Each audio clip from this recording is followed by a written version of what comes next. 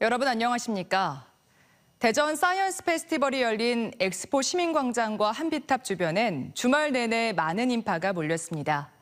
특히 올해 축제는 가족이 함께 즐길 수 있는 체험 행사가 다양하고 각종 강연과 문화 공연으로 과학도시 대전을 한껏 실감할 수 있다는 평가입니다. 조혜원 기자가 보도합니다.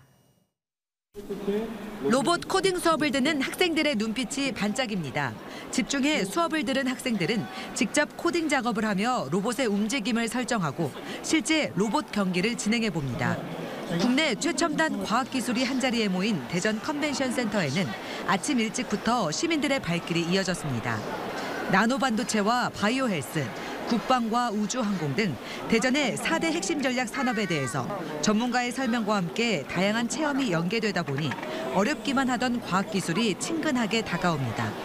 덩달아 과학도시 대전에 대한 자부심도 한껏 올라갑니다. 생각했던 것보다 어린 애들도 즐길 게 많고 역시 그 대전답게 과학의 중심지 같게 이제 이런 즐길 거리를 잘 만들어줘갖고 재밌는 것 같아요. 파란 가을 하늘 아래 펼쳐진 과학 놀이터에선 과학이 재밌는 놀잇감이 됐습니다.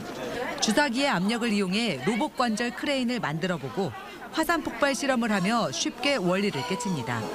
초등학생과 함께 고카트를 만들고 직접 타보며 미래의 이동수단을 상상해봅니다. 지금 앉아있는 의자 밑에 배터리가 있고요. 거기에서 이제 출력된 거를 여기 뒤에 모터가 있어요. 모터가 돌려서 바퀴를 구동을 하는 거예요. 한비탑 일원에서는 외국인 유학생 K-팝 경연대회가 열려 국내 대학에 재학 중인 외국인 유학생들이 끼와 재능을 뽐냈습니다. 주말까지 이어진 대전 사이언스 페스티벌은 과학과 기술, 문화가 잘 어우러지면서 대전의 특색이 담긴 국내 대표 과학축제로 자리매김하고 있습니다. TJB 조혜원입니다. 내년 총선을 앞두고 치러진 서울 강서구청장 보궐선거가 국민의힘 참패로 끝나면서 충청 총선에 미칠 영향에 관심이 모아지고 있습니다. 특히 이번 선거 결과로 현 정부 충청권 인사들의 총선 출마 등 여야 총선 전략에도 적지 않은 변화가 불가피할 전망입니다. 보도에 김성민 기자입니다.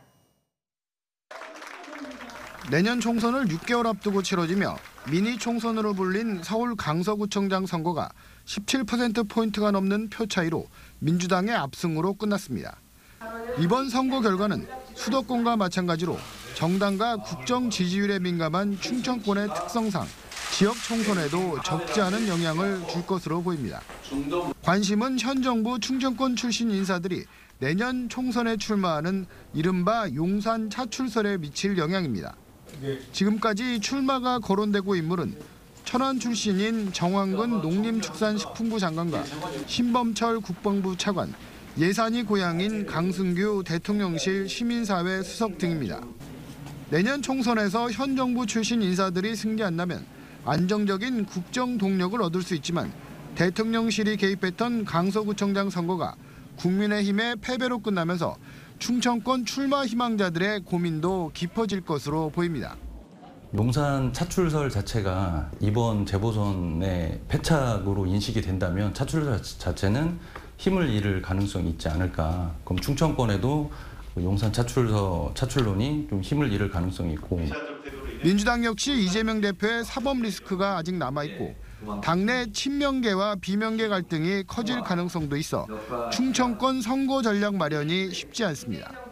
여기에 세종을 제외한 대전과 충남엔 여야 모두 다선 의원들이 대거 포진해 있어 공천 과정에서 인적 쇄신론이냐 아니면 무게감 있는 중진 의원의 역할 논의를 놓고 적지 않은 진통도 예상됩니다.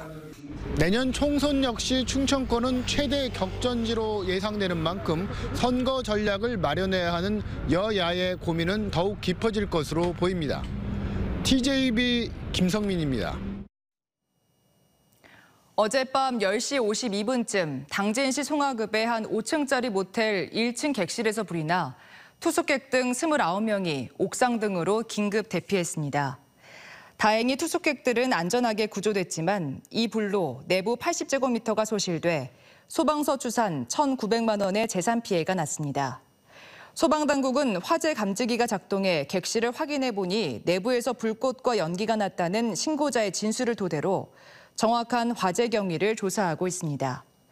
이보다 앞선 어제 오후 3시 14분쯤 공주시 유급 단독주택에서 불이 나 조립식 주택 한 동 53제곱미터가 전소되는 등 소방서 추산 2,800만 원의 재산 피해가 났습니다. 경찰과 소방당국은 화목 보일러에서 발생한 불꽃이 옮겨 붙은 것으로 보고 정확한 원인을 조사하고 있습니다.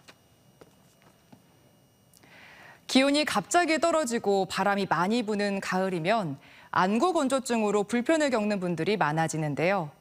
증상 완화를 위해 인공 눈물 사용하는 분들도 늘고 있는데 잘못 사용하면 안구 건조증을 더 심하게 만들 뿐 아니라 눈 건강까지 악화시킬 수 있다고 합니다. 올바른 인공 눈물 사용법, 정진규 개건 의학 전문 기자가 알려드립니다. 가을철을 맞아 안구가 건조해지며 인공 눈물을 찾는 사람들이 늘고 있습니다. 최근 인공 눈물 가격 인상 소식까지 전해지며 사재기 움직임까지 나오고 있습니다. 모니터를 많이 사용하고 나서 이제 눈의 피로를 풀어줄 때 인공 눈물을 자주 넣게 되는데 이렇게 갑작스럽게 가격이 인상되다 보니까 이제 미리 좀 인공 눈물을 좀 더 구비를 해둘까 고민을 하고 있습니다. 안구 건조증이 현대인의 고질병으로 자리 잡으면서 인공 눈물이 큰 인기를 끌고 있지만 오남용하는 경우도 많습니다. 눈이 뻑뻑해질 때마다 습관적으로 인공 눈물을 넣는 경우가 많은데 오히려 건조증을 악화하고 안구까지 손상시킬 수 있습니다. 방부제를 첨가하지 않은 일회용 인공 눈물이라 하더라도 하루에 6회 이상 사용하는 것은 눈물 속에 존재하는 유익한 효소나 성분의 해석을 처리할 수 있고 이는 안구 표면을 손상시키고 건조증을 악화시킬 수 있습니다. 유통기한을 지키는 것도 중요한데 한 번 개봉한 인공 눈물은 1개월 이내로 일회용 인공 눈물의 경우 개봉 후 하루 이상 사용하지 않아야 합니다. 인공 눈물 입구에 손이 닿지 않도록 해야 하고 여러 사람이 함께 사용하는 것도 피해야 합니다. 오염된 손과 접촉해 인공 눈물이 오염되면 각종 눈 질환에 걸릴 수 있습니다. 자신의 눈에 맞지 않은 인공 눈물을 쓰거나 올바르게 자반하지 않을 경우 충혈이 심해지거나 피부염, 결막염 등 부작용을 처리할 수 있어 주의가 필요합니다. 눈이 건조할 때 매번 인공 눈물을 사용하는 대신 온찜질과 마사지를 해주는 것도 좋습니다. 따뜻한 물수건을 눈 위에 5분가량 올려두거나 손가락으로 눈 주위 근육을 자극해주면 피로도 풀리고 혈액순환을 도와 증상이 완화됩니다. 가습기를 사용해 실내 습도는 40에서 60%로 맞추고 히터와 같은 난방기기는 직접 쐬는 것을 피하는 것이 눈이 건조해지는 것을 막을 수 있습니다. TJB 닥터 리포트 정정입니다. 청소년들이 농구로 소통하고 화합하기 위해 탐방 청소년 문화의 집이 주관한 2023년 청소년 3대3 농구대회가 대전과학기술대학교 창대체육관에서 열렸습니다. 중등부 12팀, 고등부 12팀 등 14세에서 19세 청소년 100명이 참가해 실력을 겨뤘으며 자유투 대회와 전통놀이 한마당 등 다양한 부대 행사도 마련됐습니다. 프로야구 한화 이글스가 선수단 재편을 위해 선수 7명을 방출했습니다. 투수 이재민과 장웅정, 천보웅과 이석재가 방출됐으며 야수에서는 원혁재와 이정재, 고영재가 방출 대상에 포함됐습니다. 이번 방출에는 프로 입단 1, 2년차 선수들도 포함됐으며 올 시즌 9위로 정규 시즌을 마감한 한화가 내년 더 높은 성적을 내기 위해 과감한 방출을 단행한 것으로 분석됩니다.